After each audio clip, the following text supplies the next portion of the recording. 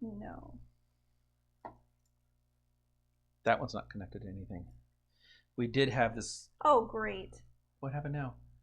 Hi, if you're joining us. Hey. We're just technical difficulties. We were trying to do one computer and we didn't get it, but we're here now. We just have to fix. There we go. Okay, they can see you now too. You think you've been doing this for a year, you might learn a thing, but we're still learning.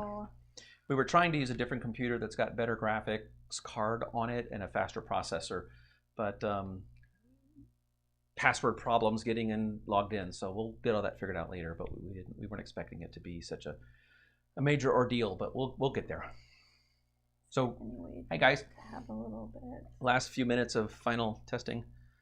All right, so we'll let everybody kind of join on, and we'll get started here in just a minute. We're 9 minutes late. Yeah.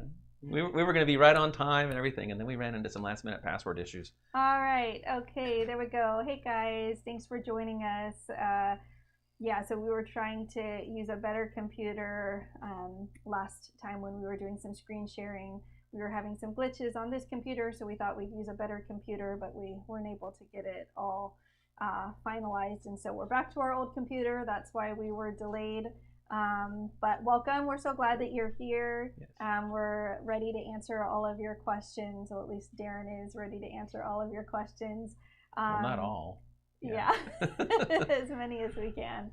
And so we'll get started right away. Darren, like you mentioned, did you know we've been doing live streams for 1 year now? It's been a year. I was surprised. Yeah, November 2023 was our first live stream, and I remember that it had been a year because in December was our AquaHot promo. Oh, very good. It was the first time we ever, I think, promoted a tool. Okay. At least, you know, formally with having it for sale, and that was our kind of Christmas theme.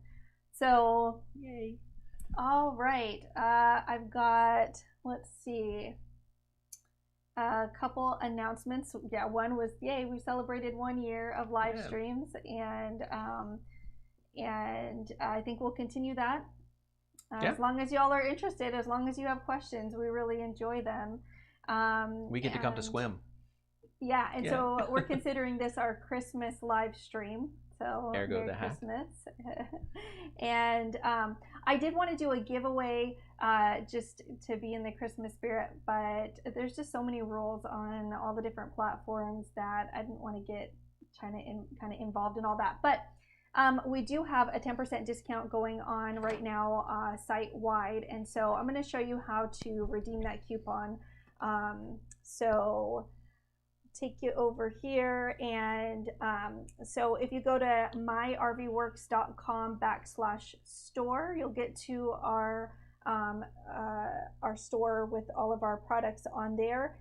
And so when you're on that product page, then you will you can go shop, and so you can see all of our products are listed here, and so our test lead, we'll just pick on that one because that's what Darren calls his everyday carry.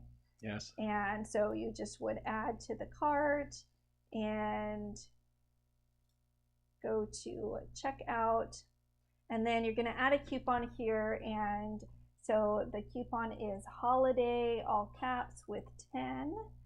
And that is going to get you 10% off. So right there, you get $30 off of that, and 10% off of anything site-wide.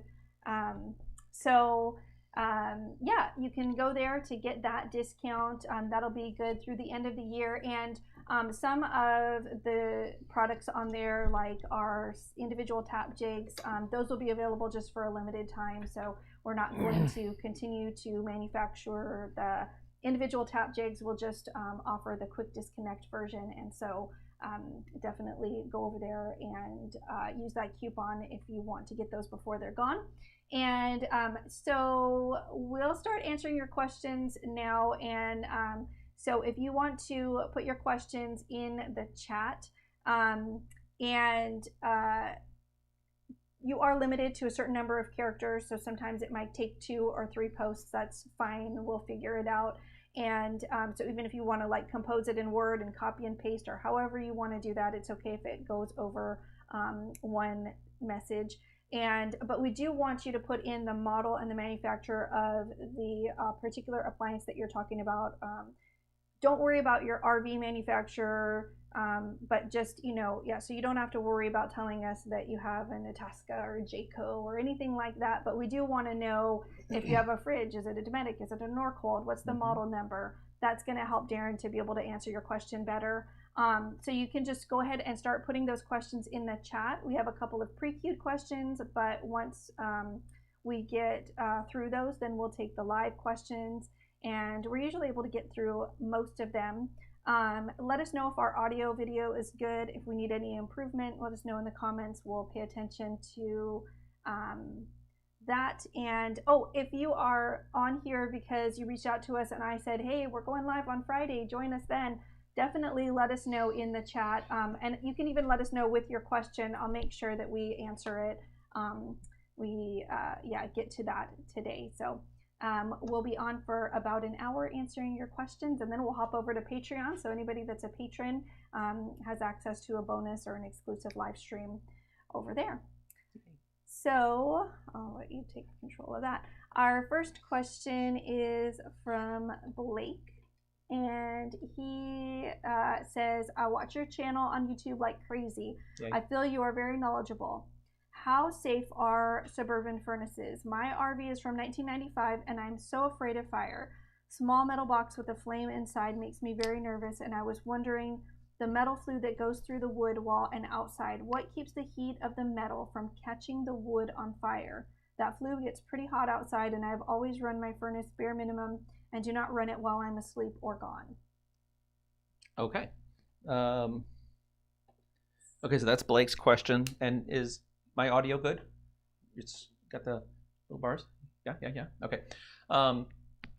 So how safe are the Suburban furnaces? He's got one that's 95.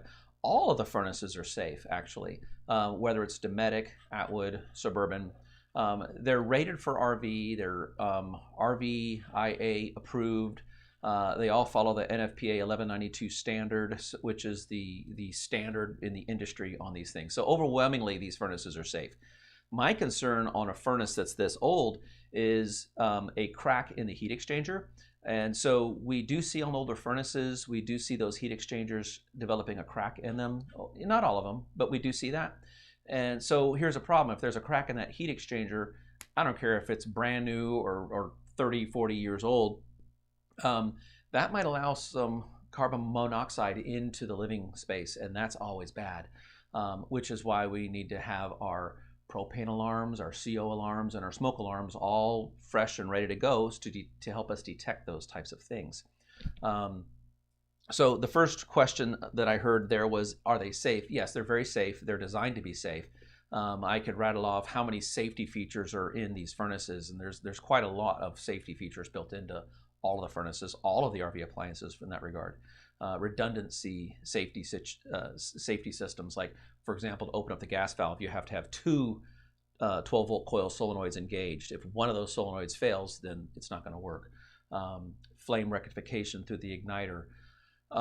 Another issue that you might have with an older furnace is on your Suburbans, their burner, it's kind of like sticks out, and a lot of times those will develop a little bit of rust, and the rust will kind of eat a hole in the bottom.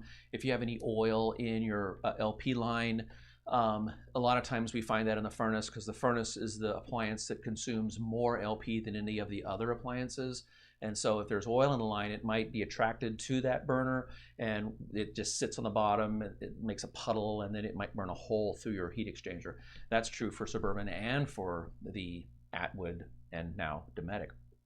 So what keeps the wood from burning? The heat, you could prove me wrong, you could look up some specs on this, but I'm not aware of, Darren is not aware of any fires that have been caused from the exhaust port going through the wall of an RV, okay? Now on the Suburban, it's very important, you can read your manual, they do talk, so if this is the wall of your RV, and here's the furnace, the distance between the wall and the furnace, you need to measure that. This would, if you bought an RV, the manufacturer's already done this. But if you're going to put a new furnace in, you need to be aware of this, that you measure this distance, and then they have these little, they're little plastic inserts that you put in, and this distance needs to be greater than this distance. It needs to slide inside. So visualize with me here, in your furnace, you have a little slot that this exhaust tube is what I'm going to call this, is my word. It's going to slide into the hole and then directly into this socket of your furnace, okay? But it needs to kind of overlap quite a bit for that to happen. So I did a video on a Suburban furnace annual service, and that was one of the things I pointed out in that video. So now if your furnace has an access door on the outside, it's going through a metal access door. Oftentimes when you, and even if you read your manual, if I'm going to look at the side wall of a furnace and I'm going to put a furnace in, there's a diameter that this hole needs to be for your exhaust to fit in it. And then the exhaust port goes on the outside where there's screws. So as long as the manufacturer made that RV correctly with the right diameter, and that is to say it would be incorrect for this exhaust port to be abutted up next to the wood, okay, right out of the manual. So you can read your manual and verify that the installation matches what the manual specifications are. Okay, so I would argue that if there was a fire, I was an inspector and I was called in to look at this, not that I'm an inspector, I'm going to be looked in, but what I'm going to be looking for is, was it installed correctly? If the furnace is installed correctly, I don't think you're going to have any problem at all. And we get a lot of questions on refrigerators. And if the refrigerators are installed correctly with the right chimney up the backside, they work fine. We get into problems with refrigerators when the chimney up the backside is not correct. So no problem with an older furnace. One thing to watch out for on your older furnaces, this goes with Suburban and also for the Atwood Dometic, is sometimes parts might be a little bit difficult to get a hold of, because a furnace this old, they're going to pretty much orphan this furnace and come out with a newer model. Why? Well, because the burner's old, it needs to be put out to pasture and brought a new furnace in. Okay, there's a usefulness of life on these things. They won't work forever, nor will our bodies. So, Blake, I hope I answered your question. That's going to be my shot at that question, and we'll jump into another question. All right. So read the manual. This is from Dan on our live stream. Yay, hi Dan. So current question, Dan asks a question about water pumps. I replaced mine recently and want to learn how to adjust the pressure switch and the bypass for best performance. My new water pump is a Seaflow Model 42, and I think one or two other people in the comments said, yeah, we want to know too. Okay. You said bypass for the water heater. Help me understand what bypass for the water heater means. I can tell you how to adjust the pressure on them, but when you said to do the bypass for the water heater, is that just bypassing the water heater, something like that, or is that a special feature? So I'm curious what that means. Okay. But to adjust your water pump, if you put a new water pump on, you should have the manual, and there's going to be a page on there that explains exactly how to do that. Okay, so I'm going to reference the manual of your manufacturer's water pump. Typically, here's what you're going to find.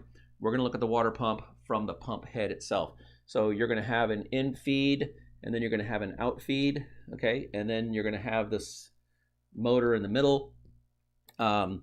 This is going to have little different manufacturers' ears, and you got 3 long screws and 3 short screws, okay? But right on the end of this, there's going to be a hole right there, and then you're going to have like this little box on the bottom where your 2 red wires attach. Here, let me make those red, okay? And we'll explain what's happening here. So these are the red wires, and then your black wire for your water pump is going to be involved in this, but don't worry about him so much. It's these red wires and this little screw. So these 2 red wires are going to go through a pressure switch that's mounted on the head of the water pump. And if you look right in the center, you're going to see, I've seen them being small little electronic type screws. Most overwhelmingly going to be Allen key sets, really small Allen keys. And you might even see on this plastic mold arrows, okay, with a little plus and a minus. You might, if you look really closely, you might see something like that, okay? So very simply, you're going to turn your water on, okay, and you're going to be fine-tuning adjusting this. And the way I adjust these things is I want to make sure when I turn my water faucet on, I want this thing to start right away, and then when I turn my water off, I want it to stop. If you turn your water off and the thing goes,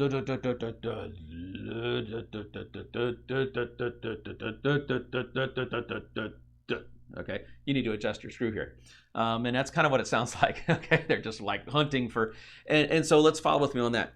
This pressure switch right here is looking for, its target is right around 50 psi. It could be 40, it could be 60, but I'm going to say the bell curve is right at 50 psi. How does it know what 50 psi is? You human adjusting the screw. Okay, so that is going to be my answer for adjusting the pressure on your water pump.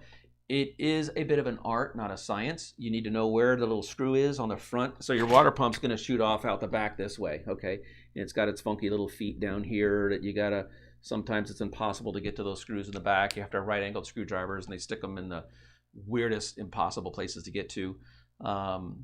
But anyway, you're going to get to the front of your water pump, get your little screw, and you're just going to tune that, like tuning a piano or a violin or something. You're just going to get that in there, twist it, turn it one way or the other until it's just perfect. And so when you turn your water off, this thing stops along with it. So. All right, and he said bypass valve on water pump, and also thank you. There are 2 of those little screws, one labeled pressure, the other labeled bypass. I'm not aware of the bypass. I'm not quite sure what that is. Not seeing that one. But the pressure is going to be the one that I'm referencing here. So if there's another one, bypass, I have no idea. I've not seen that. Not seen that. Okay. I don't know. All right. Manual. Yeah. So here is another pre-queued question from before the live stream. Thanks, Dan. From Mark. He says well, he sent pictures. I don't know where they are. Okay, Mark. But here are a couple of pictures of my slide repair, which I couldn't have done without the help of Darren's videos. My problem is trying to understand how the left gear block can be approximately 1/2 inch pulled away from the H column while the right side is where it's supposed to be. I cannot order replacement parts constantly changing by Lippert, so I will eventually change the entire system with the latest upgrade at a price of $1,209. Yeah. Thanks so much. So his left is an inch. Wait, read just the first part of that. I know that the right's the same, but what was the issue? How the left gear block can be approximately 1/2 inch pulled away from, he said H channel, I'm assuming H column, while the right side is where it's supposed to be. So the... Slid out from the gib or... Ooh, I don't know, and I'm not sure if he's joining us. Okay. I thought it was one of those, where they say like one side is a 1/2 inch out and the other side is flush. I thought maybe that's what he was talking about. I'll take a stab at this because maybe some of the other folks have questions on these Schwinteks, and I'm like the Schwintek repair guru. So depending on what he means by it's out that distance, so if I'm going to look down into the top of my H column of my Schwintek, I'm going to have a C channel right here. Okay, this, and then here is the wall of my RV. Okay, so this is all the insulation, very thick, nice, heavy-duty insulation. And here's my column. Now the slide room is over here. Okay, and so then we're going to have I'm trying to figure out how to. It's like Pictionary, right? So in this, you're going to have 2 things called gibs, G-I-B. Okay, it's going to be either, depending on yours, it's either going to be made out of a. I'm going to take this off. It keeps popping me in the ear. These little gibs. And then your bearing block is going to slide into those gibs, okay? So when he's talking at 1/2 inch, I wasn't sure if he's talking that this gib is this way 1/2 inch or if it's this way 1/2 inch. That's the part I'm curious about. So it makes perfect sense to me. Okay, so if it's this way here, then you'll need to now the H column, actually, I didn't draw it exactly right. Here's the outside of your RV, and the H column kind of comes over and this is where your screws go into the side. Some of you will have, let's say the wall could be there too. Some of you will have little plates that the manufacturer put on right there, which I like. That's a good idea, to put some plates on the inside and then you're screwed on the outside. So if the distance is here, then just take these screws out, move the thing over, and put it back in. If you have a what is it, a thin track, not the Schwintek, but the other one with the little racks, those give you like a 1/4 inch clearance. There's so little tolerance on the thin track. Schwintek gives you a little bit more clearance because they have this Gibbs system, but the thin track, they don't give you much room.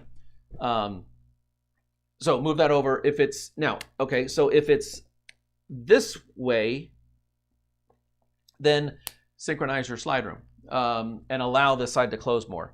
If the top is touching but the bottom is not, well, then you got to do the whole thing where you pull your drive shaft out and get it all squared up. I've done videos on that. Go watch the videos. Won't take the time here. I do want to touch on 2 other topics on the Schwinteks. One, you are going to hear it from me constantly to lubricate these systems. Hey, do you know that we just got an email, or no, it wasn't an email. This is good. But it was, okay, Facebook Messenger. Okay. We're not very good at keeping up on Messenger. So, but we do. Like bring up a fire hydrant, all the comments you guys generate. Yeah, so I was on there today though, and there was a comment from, I don't know, it was like somebody messaged us a week ago, or I really don't know when she messaged us.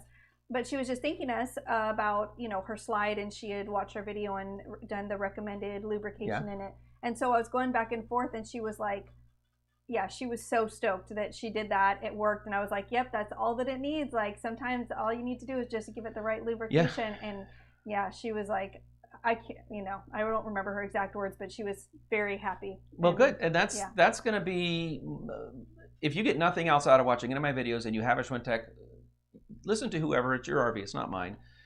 Use the CRC Power Lube on the racks, period. I cannot stress that enough. Now, from what I'm understanding, I've never heard Lippert stand in front of me and say this, but from comments that I've read and people that I've talked to, they are saying that Lippert is telling people, do not lubricate this, keep it dry.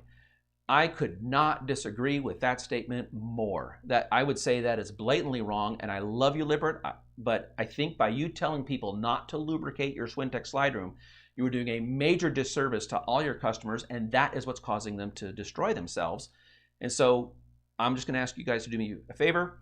If you choose not to lubricate your Schwinteks, remember myrvworks.com. Plan yourself a schedule to come up here where I will then repair your Schwintek for you. I mean that with love, but also tongue in cheek.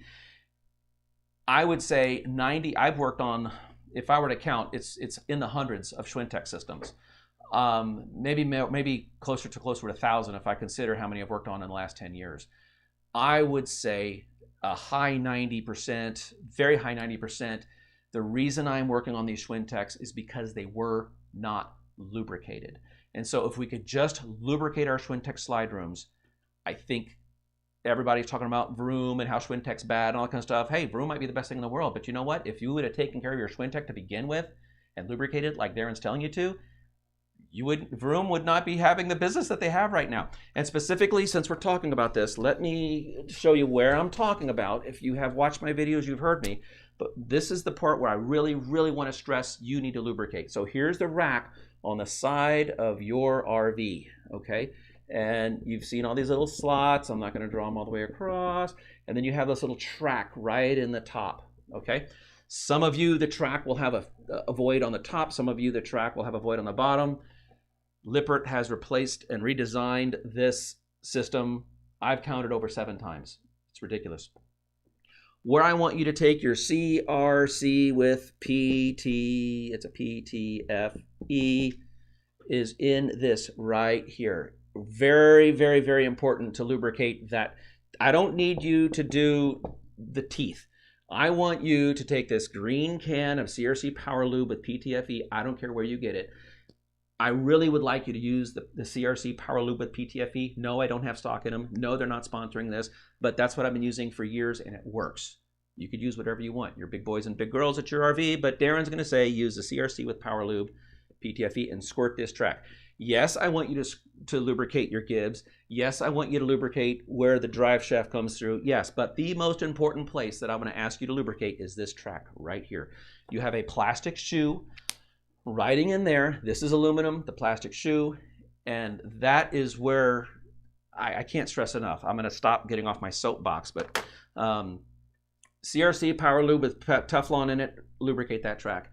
And normally when I go on a service call, it's all torn up and everything, and you know what? If they just would lubricate it, it never would have worked that hard. It never would have eaten itself. It never would have gotten out of sync, all these things. Just lubricate them. So, and then that was one thing I wanted to say. The other thing is, yes, if you're going to come up to us because you've had a problem because it wasn't lubricated or they use the wrong lubricant, some of the lubricants they spray on there, then after a month it gets sticky. It's like, why would they even sell that product? Touch it. Here's what I want you to do. Go touch. Squirt it with whatever you want and then go touch it. And if it's sticky, don't use it. Throw that away. Literally, I have come upon some, they swear, well, did you use the green can? Nope, I used this other product that's superior. Really, I want you to go touch this, Mr. Customer. Do you see how sticky that is? Yeah, that's not the right stuff. So I don't care what you think it was supposed to do or what the advertiser said. Just do this. I'm helping you here. The other thing is, if you come to us because we need to replace a part, overwhelmingly, my knee-jerk reaction is just replace the entire assembly. Yes, it's like $1,000 or $1,400. But Lippert has redesigned this Schwintek system so many times. It's really difficult to order a repair kit or order the repair kit and make sure you get the right part. So sometimes it's just easier, better, cheaper just to buy the whole freaking assembly for $1,000, and then labor is around another $1,000 to swap the whole thing out because you didn't lubricate it. So anyway, I'm gonna land my plane on that. Okay, so we had that question from Dan, and you answered part of it about the water pumps, but the part about the bypass. The bypass, yeah. So he also, or she also has a question. The XKEIFRX. Anyways, he or she said bypass regulates the pressure required to bypass and pump in a circle. Maybe helps to build pressure initially. I had to jack with these both the other day. Started with weakest pressure setting, then adjusted bypass unit or bypass until it cut off instead of pumping in a circle. Then adjusted pressure higher, adjusted bypass to cut out at correct time, rinse and repeat. So I don't think it was a question, that one. I think it was just a comment from the bypass that they had some experience. And then why don't I just jump to the question? Okay. So new to me, Fleetwood Excursion has an ABS error on right rear. Do you most see wire cuts, sensor issues, or other power gear electric jacks? Okay, when you said ARB, that sounds chassis to me. Yeah, ABS. Anti-lock brakes. I'm not the one to ask chassis type questions. I'm not going to know the answer to anything involving chassis. Even if I did, I don't want that information out. Oh, ask Darren all your chassis and generator questions. I'm not the guy. So if it has to do with anti-lock brakes or what a... Yeah, well, I think it's in two different sections. So okay. I'm not sure. Okay, so new to me, Fleetwood Excursion has an ABS error on right rear. Do you mostly see wire cuts, sensor issues, or other power gear electric jacks? One pops 15 amp breaker when powered directly from the battery. Do you often see these motors themselves go bad or wiring? So I'm not sure, is it power gear? Okay, so sure when I heard ABS, I'm like, well, I don't know. Okay, but now I'm hearing power gear. So I'm assuming you have an electric leveling system. Is that a correct statement? So if you can confirm in the comments. So I think what I get out of that is you have, because I didn't hear hydraulic in there anywhere. So if you have an electrical leveling system and you've got one that's popping breakers and it's like, you're saying, I think it's left rear, but it could be any one of them. And so what has been my experience on those things? I rarely find wiring problems because a lot of times the wiring that they run in is inside of a loom, and the loom is, dressed up pretty nicely. So I rarely see wiring problems unless it's a rodent issue. If it's a rodent issue, all bets are off. Who knows what they've done. But mostly the wiring that they run in the coaches is very well protected inside of the loom, and it's in a bundle, and it's tucked up in the chassis, and I don't see a problem with that. What you could do is oh, okay. He said those were two separate questions. Sorry. okay. Power gear question was separate. Okay. So. Okay. I'll help you with the power gear one. So if I was trying to troubleshoot that motor, you're going to find that motor, the power gear motor, and two of the wires are going to be for power. And by you reversing polarity, it's going to go up or down. Overwhelmingly, is my experience. Okay. So if I was concerned that it was the jack and I wanted to diagnose or troubleshoot the jack, I would get myself a known good power source, 12-volt deep cycle battery or something. I'm going to use my test lead set, okay? And I'm going to feed that jack directly from that battery, and I'm going to take my meter and I'm going to monitor the current going to that motor right there. So basically we could call this a bench test. So I'm going to unplug it from the chassis, and there's the jack. It's still bolted to the RV, but I'm just going to unplug it, and then I'm going to plug my test lead set directly into the wires that are on the jack. Here's a known good power source, 12-volt battery or something, and I'm going to read the current going to that motor. And I might do that to all four of my jacks to compare. And if one of them is like way wrong, well then at that point, then I'm going to be assuming that that motor's bad. Okay, so if the motor's bad, great, we replace the motor. But that would be the best way to isolate if it is the motor and not any of the wiring. So great, let's say that we've done all four jacks. I got a cat here or something on me. Let's say we've done all four jacks, and let's say great, they're all pulling 5 amps, wonderful, or whatever the number is. They're all right, okay. If one of them's way off, there's your problem. You know it's the motor, replace that. But let's say that all four of them are perfect. They're all the same. So why is one popping a breaker? At that point, I'd plug it back in and I'd go all the way to the controller. I'd repeat the same test at the controller. So the wire that feeds that right rear, I would then take my 12-volt battery and I'd plug it directly into that wire, and I'd look underneath and I'd see it moving, reading my current on there as well. So let's say when I'm at the individual, here I could draw this. Here's one jack, here's another jack, here's another jack, here's another jack, and here's my controller. So I have 2 wires coming off each one. So I'm going to take my battery over here, plus and minus, and I'm going to take my little clamp on meter and read the current. And I don't know the number. Let's just say 5. It could be 10, could be 20. Well, you got a 50 amp breaker, so it's less than 50, and let's just go with 10. Okay, so I got 10 amps here, 10 amps here, 10 amps here, 30 amps there. Whoa, I got something wrong here, right? Okay, but let's say that they're all 10. Okay, then I'm going to go to my control module.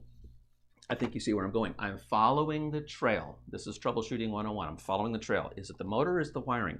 So now I'm going to go to my controller, and let's just say that here I've got 2 little ports and 2 little ports, and this one goes to this one goes to this one. You see what I'm doing? I'm going to unplug it, okay? And then what I'm going to do, I'm going to take my little known good power source to my battery right here, plus and minus, and I'm going to run it through this wire to here, and I'm going to see how many amps I get. And so therefore, I've determined, is it the motor itself or is it the wire feeding from the controller to here? If it's all the same, then I'm going to start looking at the controller itself. Is there something wrong here? And then at one point, you're going to have 2 big pluses and minuses feeding this thing that then distribute it out. And I'm going to read the current on that one. You see what I'm doing? I'm always reading the current, starting at the motor, working through the wiring. Now I'm reading this, and sooner or later you're going to find one of those that's just like whacked way out, and that's where you got it cornered, and that's where you really start doing the repair at that point. So hope that helped. Regardless if it's power gear or anything, that would be how I would do it. I'd start at the individual component, working my way back, following the trail down to the control module, working my way to what's feeding the control module, to try to find out which one of these things is causing the breaker to trip. Okay, so hope that helps.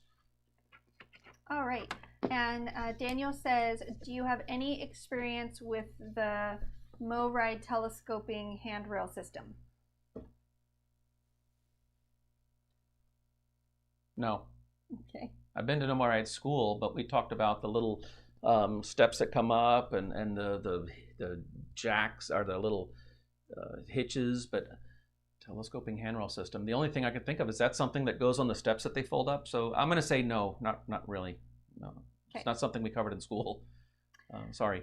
All right. So Bill reached out to us by email, and he said, first off, what an amazing website. I think I've watched just about all of your videos. Wow. Thank you. My question to you is, I wanted to adjust my ACR2 automatic changeover regulator. I hooked up my manometer to the gas line at the refrigerator using my tap with the 41 hole. Yep. Before I did my load test, I had 10.3 inches of water column. Load test showed 8.9 inches water column. Tried to adjust regulator, did not change water column. Are these regulators adjustable? Yes. Okay, it took me a few minutes to again, or I can no, I wrote down 10.3 and 8.9. Okay. Both of these seem kind of low to me. Okay, so it was an auto. I got lost in the whole model number of the thing, but it was an automatic changeover regulator. Yes. Mm-hmm. Okay, so he had an automatic changeover regulator, and he was checking it at the refrigerator with a number 41 hole. Yes. And he had his manometer. I'd be curious to know what kind of manometer you're using, the dial gauge, the digital, or the slack tube. I'd be curious. And my next question would be how current was your calibration on that? I like the slack tube, but I can't really use a slack tube when it's below freezing because the water freezes in them. Okay, these seem kind of low to me. So what I'm about to go into is for those of you who are licensed and trained and certified to work on LP. The analogy I give to people is like if I'm a heart surgeon and you're going to watch me perform heart surgery on somebody, sometimes it's fun. Better analogy, I just watched a video, fascinating video, just yesterday. Those tower cranes, I think they were building a tower crane in like New York or something, and somebody put a camera on. 2 days to build the thing. Day one, they built the tower part, and then day two, they built this part. And it was just like, I couldn't not watch it. Doesn't mean I'm gonna go climbing up there at 300 feet, putting these giant pins in. I'm not doing that, but it's still fascinating to watch. So the reason I'm about to say that is we're gonna go into LP, and some states regulate LP pretty heavily.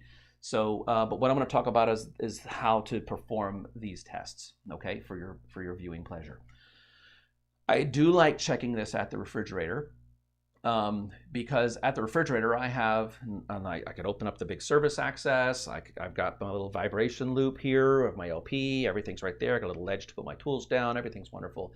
It's being done outside. I am going to be venting a little bit of propane. Hey, let's do that outside. And I'm already outside, and I can walk forward and backwards and turn the cylinders on and off, or the AMSE tank on and off. Some of you are going to do this inside in the stove, and for those of you who are going to do the LP pressure test inside on the stove, keep in mind that the stove itself is going to have an additional regulator.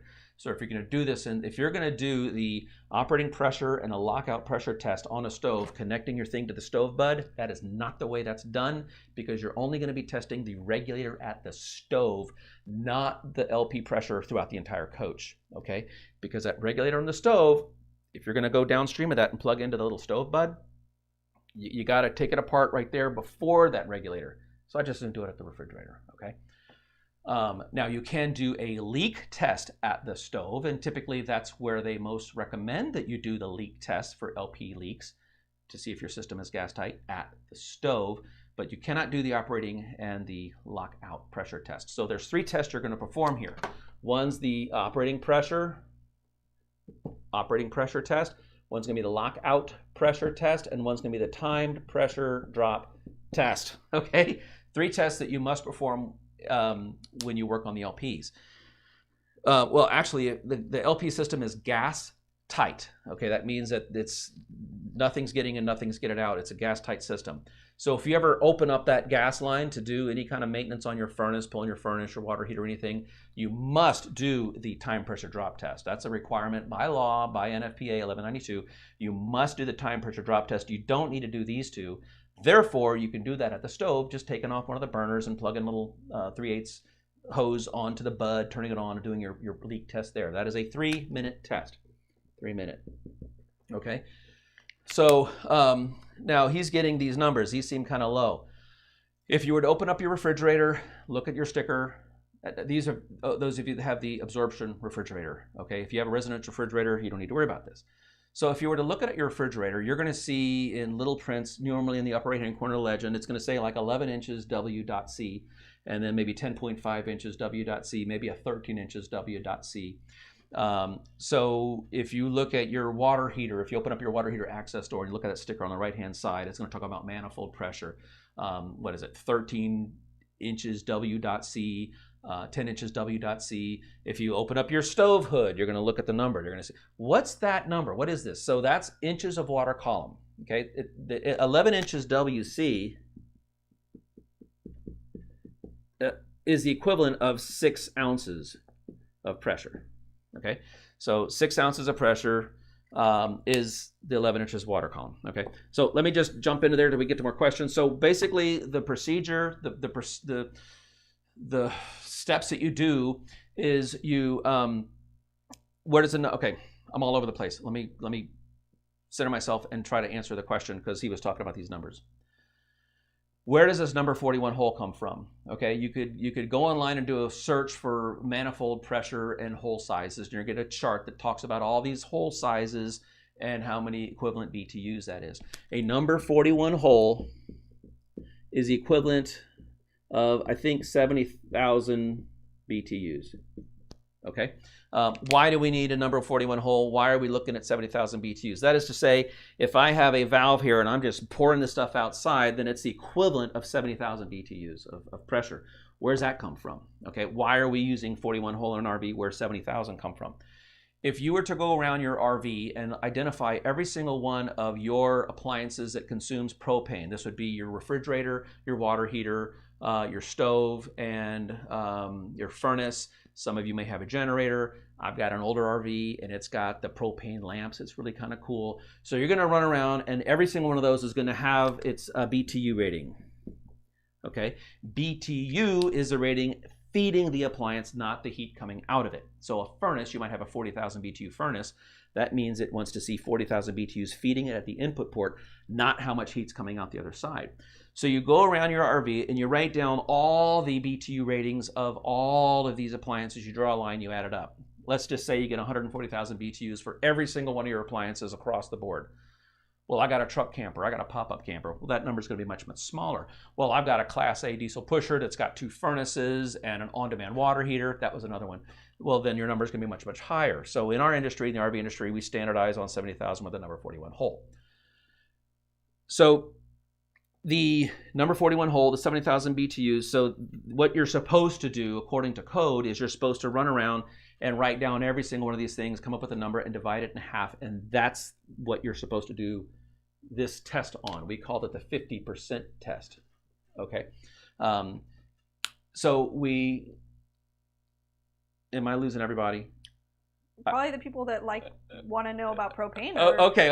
I'm going into a lot of detail, and maybe there's other questions, but I love this topic. It's fun, so I'll keep going. So I'm almost teaching my LP course, but anyway. So what we're going to do is we need to do an operating pressure test. Okay.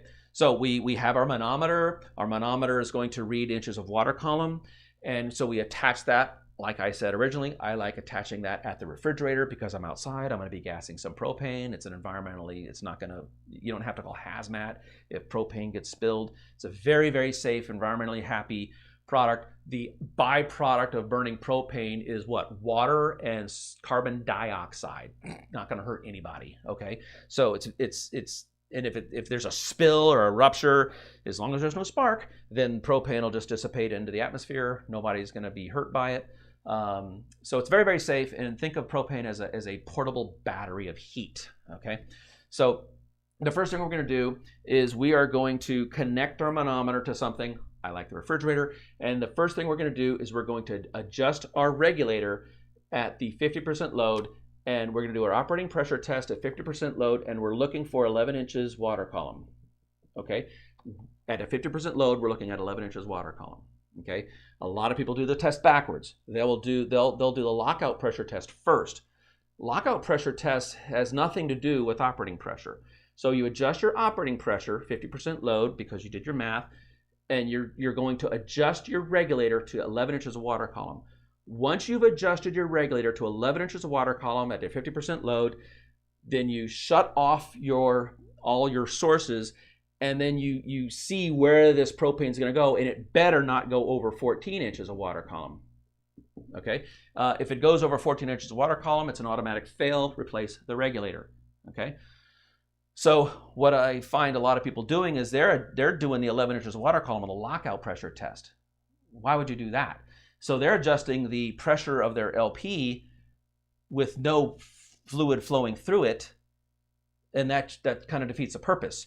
You need to adjust your propane pressure with 50% propane flowing through it. That's what you adjust your operating pressure to. Then when you turn off all your LP sources, it should then increase and not go over 14. Okay. And once you do these two things, then you do your 3-minute time pressure drop test. So these two things seem kind of low, the number I'm after. So this would be, it looks to me, this would be your lockup pressure, and this would be your operating pressure. Well, if the target is 11 inches water column, 8.9 is low, right? And then when you closed off all your propane, it went up to 10.3. That seems kind of low. So where you adjust this is on the front of your regulator. So if you have a 2-stage regulator, I'm just going to draw it really simple. You might have a cap on the top, and then like this, and then a bigger one here with your little screws on the bottom. And then you have like this little lever right here. Okay. This is one pigtail. This is the other pigtail. If you were to take off this little cap right here, different manufacturers are going to have different mechanisms in there. Some of them have a big T, some of them have a little metal ring around them. Several patents out there because manufacturers didn't want to impede on the other manufacturer's patent, to the point that some of them you turn them clockwise in order to make it increase, and then on some of them you turn them counterclockwise to make them increase. They just didn't want to impede on in practice. So there's no rhyme or reason to this, but they all do what they're supposed to do. Every one of these auto changeover ones is going to have some kind of a flag. Some of them will turn green, some of them won't turn any color, but when the one you're pointing to is extinguished, then this will turn red. Somewhere there's going to be a red indicator on these auto changeover regulators. You cannot adjust the propane regulator without having a manometer. That'd be like me saying, well, here's an air tank, go put 65 PSI in my truck tires. I did not give you a tire gauge, did I? I'd be like, hey, just go, and what are you going to do, guess? It's like, yeah, that's about right. I think that's about 65 here. I punched on it at 65. No, you need a tire gauge to get it right. Well, to adjust this regulator, you need a manometer to make sure that it's 11 inches water column. I feel like I went really long on this and it wasn't really connected to my thoughts, but hopefully through this, I tried to explain where the number 41 hole came from, 70,000 BTUs. Why is it 70,000 BTUs? Why these are too low? Operating pressure first with 50% load. What the code says, you're supposed to add up all your things and divide it by half, and that's what you're supposed to do. But even that is a misnomer because you're venting it to like open atmosphere, and all these things are not venting to open atmosphere. They're being vented through an appliance and burning.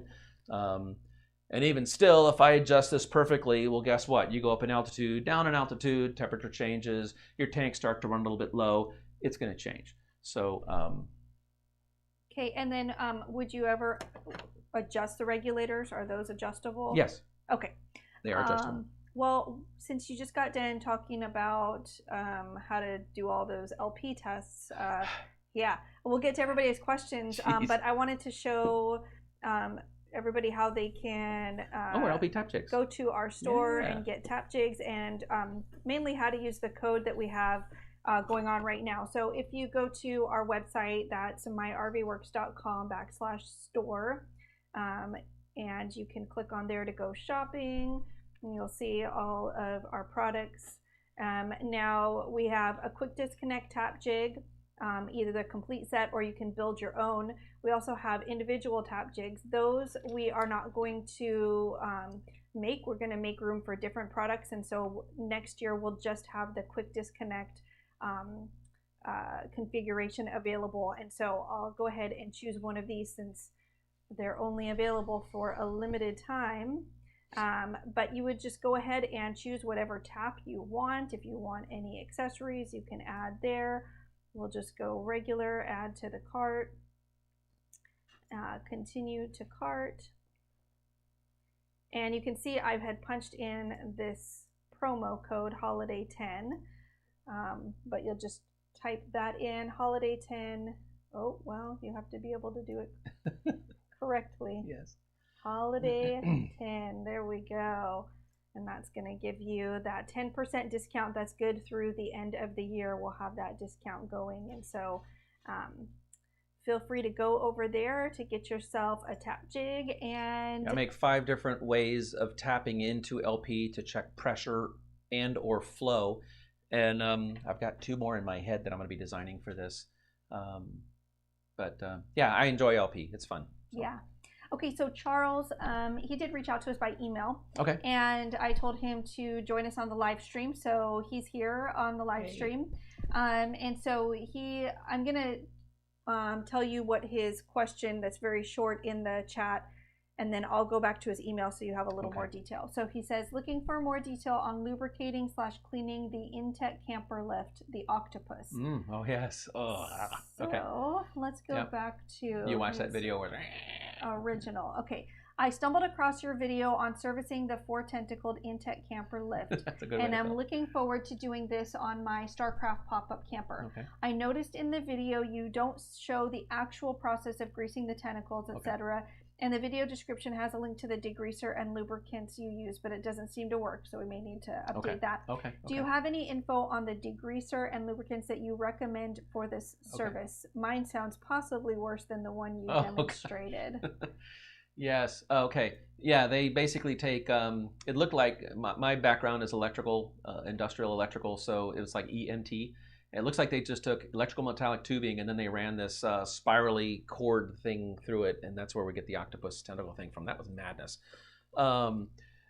When I took that out, it was very rusty, as you were aware, and they didn't have any Zerk fittings to put any grease in there, as you're aware. And so, yeah, they get really noisy. So when I took that out, I just took a couple long, 10-foot long 2x8s, I think is what they were.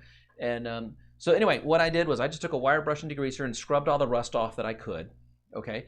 And then I just put on rubber gloves and just took like red grease, you know, like axle grease. That's what I had around the shop. And I just kind of slathered all that in there, made a big old mess.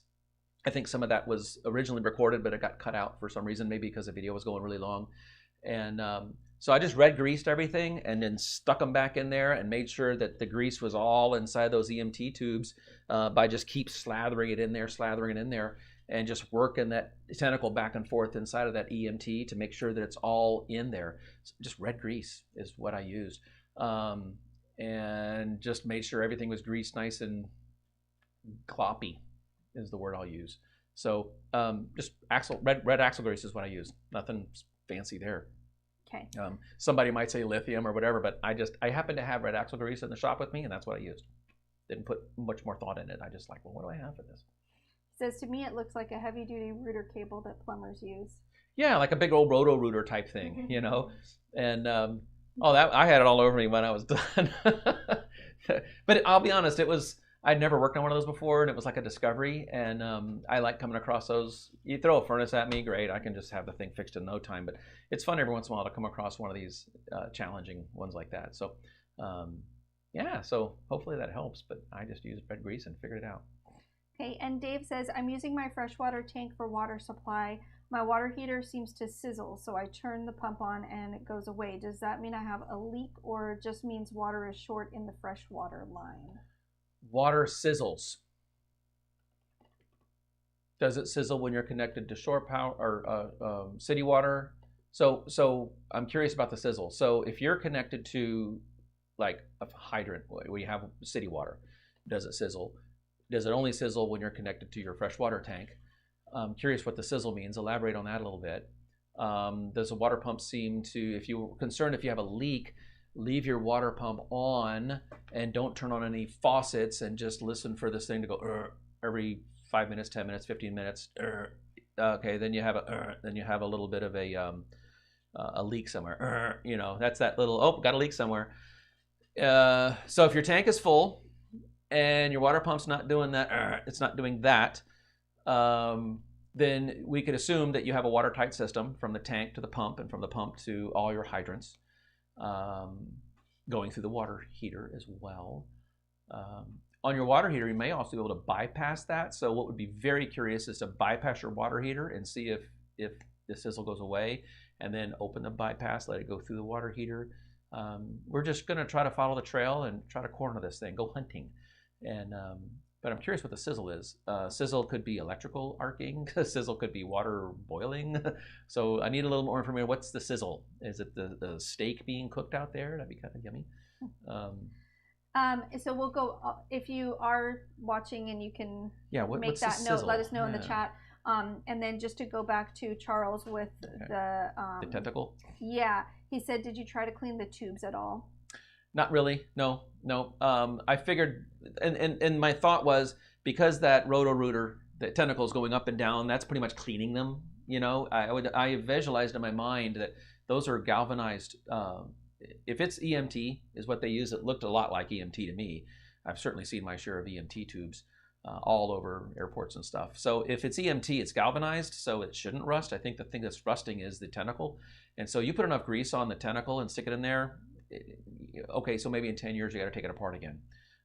While I was doing that, I was trying to visualize where I would put a Zerk fitting and just pump that thing full of grease and just let it do its thing. But I just couldn't visualize where to put a Zerk fitting easily, because that Zerk fitting is EMT is like really thin. And so I could thread it easy enough and put a Zerk fitting on it, but then there's nowhere, it's just weird. There's no pocket for it to ooze into. So no, I did not clean the tubes at all. I just lathered up the tentacle really well with grease and just let her go. And it's been doing what we ended up buying that RV.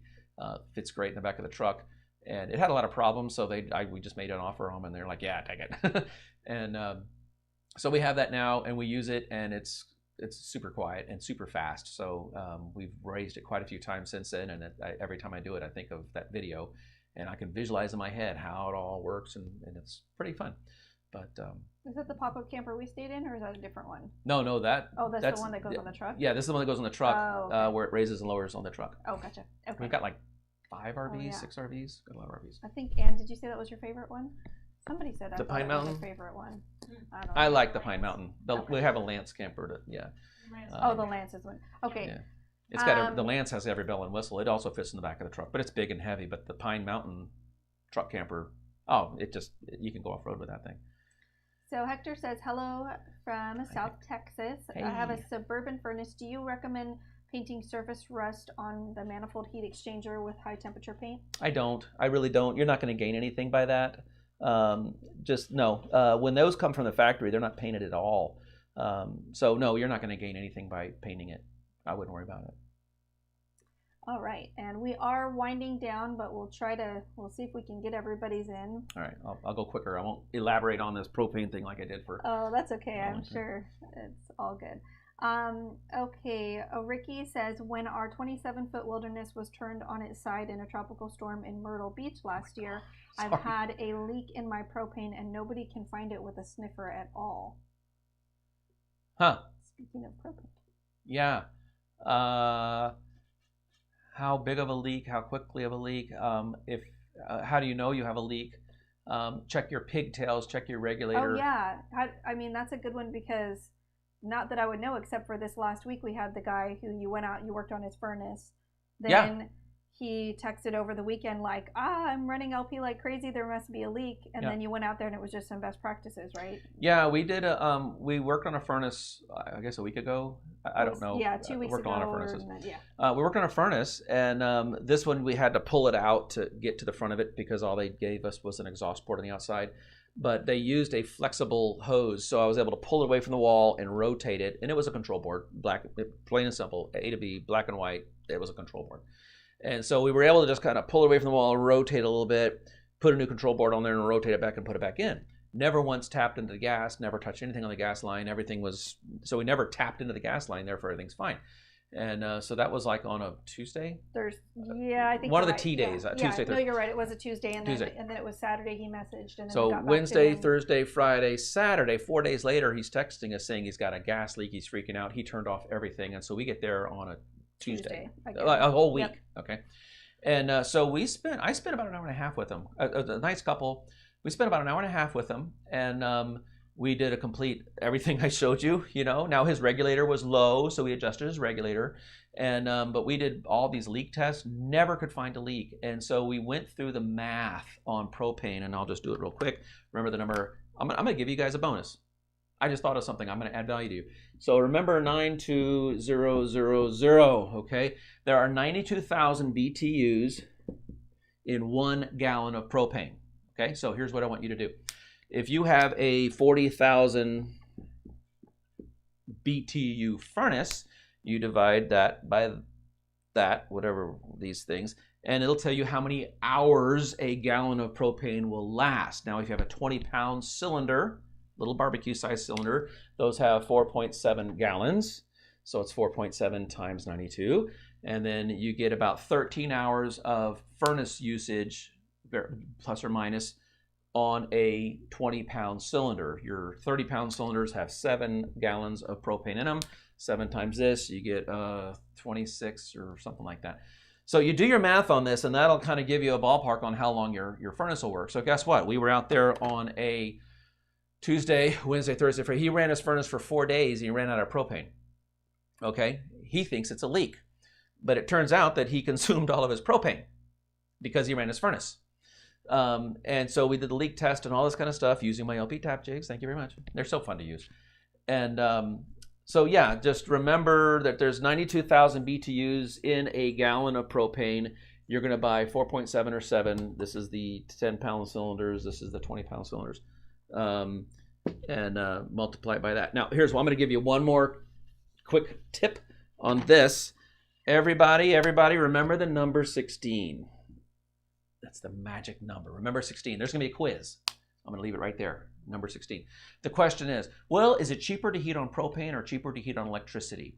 Because I've got these electric heaters all over the place, and I just need to know if it's cheaper to heat on electricity or cheaper to heat on with my furnace. What was the number I want you to remember? Okay. So what I want you to know, in order to plug this in, you need to know 2 pieces of information. One, what does a gallon of propane cost at your nearest propane filling station? What are we, like $2.87? I have no idea. I'm going to go with $2.87. I think I saw that. So propane LP equals $2.87. Okay? I don't know. Go figure this out at your place. What was that number I wanted you to remember? Oh, yeah, 16. Don't forget that. I'm going to be a quiz. I'm going to quiz you. The next thing you need to know is how much is it per kilowatt hour? Okay? So I think up here we're like 8 cents a kilowatt. But we were in Texas, we were like 15 cents a kilowatt. So you need to know how much per kilowatt your electricity cost you. I'm going to go with 8 cents. Okay? 0.8 cents per kilowatt. So we need to know how much is it per propane. This is really easy to get. You just drive around until you see, what they're selling their propane for. This might be a little bit harder, but you do need to know how much it costs per kilowatt. Now, here's what you do. You multiply your kilowatt hour times what? Altogether, 16. So you got a calculator? What is 16 times 8 cents? There's actually another 0 in here. I'm just going to move the decimal over here and put a 0. 16 times 8 is $1.28 equals $1.28. So, which is better? Is it better to heat on propane or electricity? Well, if electricity is 8 cents a kilowatt, just for fun, what is it? What is 15 cents times 16? This is at 8 cents. If we do that 15 cents, $2.40. $2.40. Okay, $2.40. So this is at 15 cents per kilowatt hour is $2.40. This is at 8 cents a kilowatt hour, $1.28, and this is propane at $2.87. So still, if you're 15 cents a kilowatt, what you do is you multiply your kilowatt hour times 16, and you're going to get a number. And you compare that number with what you get going down the street, and then you will be able to determine which one's cheaper. This number 16 takes into consideration a 40% inefficiency in your furnace, because 40% of the heat that's being generated by your furnace is being exhausted. Okay, only 60% of the heat that the furnace generates comes into your RV. So that 16 takes that into consideration. So this is your typical RV furnace, is the number 16. So kilowatt hour times 16 gives you a number. Compare that number to what it is per kilowatt hour, and then you will know which way it's cheaper to heat your RV, using propane on your furnace or electric heaters.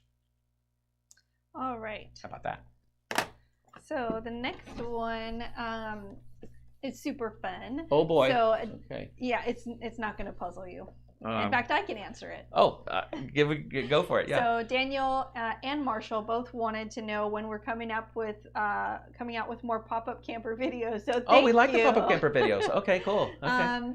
So we have put away the pop-up camper for the winter. So we have, I think, one more video coming out. I think we did that 7-way. You did the 7-way wiring diagnosis. I don't think we've published that yet. Okay. So I think we have one more video coming out for the season, and then we'll open it back up in spring, and we want to put in a furnace. We want to get rid of some of the rot. So look for that. Yeah. And what I would say, see, what you just did helps us. we make videos. I have no idea what you guys need. So by you giving us feedback to say, hey, more videos on this, more videos on that, is going to be huge. We're putting together a new training system. We could talk about that a little bit maybe. And I have got the most exciting way to introduce stuff to you that I can't really do on the YouTube platform because it's going to be more interactive. And with YouTube, I can't really do interactive stuff. So we're going to be coming out with some very interactive ways of explaining how things work. Kind of like, remember the old Choose Your Own Adventure books that you would read? Those might have 50 different endings. This is like an inverted Choose Your Own Adventure because there is, I'll start a troubleshooting thing and I'm like, well, what do you think it is? Do you think it's this, like those DVD menu things you select on different stuff? And then they'll take all the different, like, oh, stupid, it's not that. How could it possibly? Didn't you watch my video? How could it possibly be that? You didn't pay attention. So anyway, I'm going to have fun with that. So we're going to be coming out with that very soon. We're working on them now, as a matter of fact. Yep. And if you want to know more, join us over on Patreon. Yeah, Patreon, we're going to talk more about it. Yeah, everybody that's on Patreon gets to know first what we're doing. Scoop. We got so many exciting things we're working on. We are super excited. Yeah. So I've got a few more questions, and then we are going to hop over to Patreon. We're going to go over to Patreon. So this is rapid fire. Okay. We've got 2 minutes to answer 4 or 5 questions. Yes. John says, no, I don't know. Do you condone the use of dielectric grease on connections subject to moisture, such as the water heater and AC connections? Absolutely, yes. Battery, etc. Definitely, yes. Okay. Anytime anything's exposed to water, please use that. Next. John McGee. Oh, he had tuned in when we were talking about the Schwintek. He said, what is the frequency of lubrication? And I think you've talked about that. Not a set schedule, just a function of how often you use it. Exactly. If your RV is sitting and you're in a long-term spot forever, there's nothing to lubricate. If you're using it every single night, lubricate it more. The analogy I use there is I used to play the violin, and you could tell when the thing's not in tune. If you're living in your RV, you can tell when when your black tank needs to be dumped without even looking at the thing. It just doesn't sound the same. And so your room, when it goes in and out, you can just tell when it's lubricated, it sounds a certain way, and when it's not, it doesn't sound that way. That's when you lubricate it. And then I just want to circle back to Ricky really quickly. So you gave a couple of possible things that it might be, or to check out, or to ask. And so Ricky, if you do want to let us know why you think there's a leak, if it's not been able to be found, maybe we can give you a little more detail there. So I'll ask these next 2, but if you put it in the comments, I'll see if we can sneak it in out of the wire. Answer a little more. Worldwide Wes says, no questions, but your Schwintek slide troubleshooting videos were very helpful. Thank you. Hey, that's great. Hey, thanks, guys. Yeah. And I got a new one coming out too. We're going to do a video on just a whole replacement. I don't know when that's coming out, but I recorded it, so that'll be coming out. Do we know when that one's coming out? Oh yeah. So I think sometime in the next few weeks. Okay, cool. So we got a new Schwintek coming out. It's a whole replacement. Okay, so Rick says, I did a time pressure drop test at the refrigerator. My pressure did not drop during the 3 minutes, but after 5 to 10 minutes, it started losing a little pressure. It dropped about 1 inch of water column. Is that okay? Why don't you answer briefly here, and then I think he's over on Patreon too, so we can elaborate more. The quick answer is the reason the NFPA says 3 minutes is because there's a lot of things going on in the pressure, vaporization pressure of the tank, the sun going behind a cloud, all these different variables. So 3 minutes is what we shoot for. So I'm going to stick with what NFPA says on that. I look at the 3 minute test, not a 5 or 10 minute test. So if I'm really looking for a leak, I might go for 10 minutes, but a pass fail is 3 minutes. Okay. Okay. And last question, Tim says, first-year owner of a 2-year-old RV, seal/glazing pulled up from one corner. Is there a fix for that, or do I need to replace the seal all around the window? Would like to attach a picture, but not sure how. Yeah, you can't really attach a picture in here, unfortunately. So, okay, I understand it's a window. Say that one more time. Read it again. I'm visualizing it now. The seal or the glazing is pulling up from one of the corners. Is there a fix for that, or does the whole seal need to be replaced? Okay, so if I understand that correctly, that's going to be like this big rubber-looking deal. Sometimes you just press those back in, but if it's the window pane, and then here is your aluminum frame. Okay, so here is the frame of the window. And then if it's this on the inside, this little rubberized stuff, sometimes they're short and they pop out of the corners. Just get a new one because these corners are basically fixed. I mean, it's going to go that way. It's like a tertiary structure. You're not going to get it to straighten out at all. So normally we just put new in all the way around. You're going to push it back in. If that's the seal you're talking about, the one that goes on the inside all the way around, easy enough. I think Amazon's got them. We need to put that on our Amazon affiliate link, this glazing seal.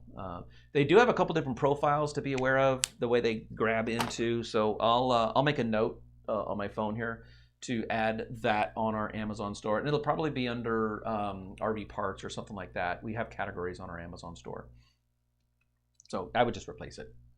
All right, so that finishes Yay. us up. All We right. are gonna hop over to Patreon. So if you're not on our Patreon, go ahead and check it out, patreon.com/myrvworks, and I think Ann will put a link in So there we'll be there as well. We're gonna the big hop on. hand's on 48, so will the big hand be at 12? About 10 minutes? We'll be on there pretty shortly. As soon as I gotta pee. Yeah, well, we'll Okay. do a bathroom break and then we'll get back. But if you're not When the big over hand gets on the 12. Okay. our Patreon, yeah, hop on over there and join. We've got some really cool benefits over there, including if you've ever wanted to know how to start, maintain, operate, thrive in your mobile RV service business. We have a whole series. It's fully published, 42 episodes, 5 bonus episodes. That's all available over there. At the start of the new year, the price is going to go up. We're going to switch platforms. We're going to be doing a lot of cool things. So if you want to get access to that, then go ahead and get over there by December 31st. After that, the price will go up. That's important.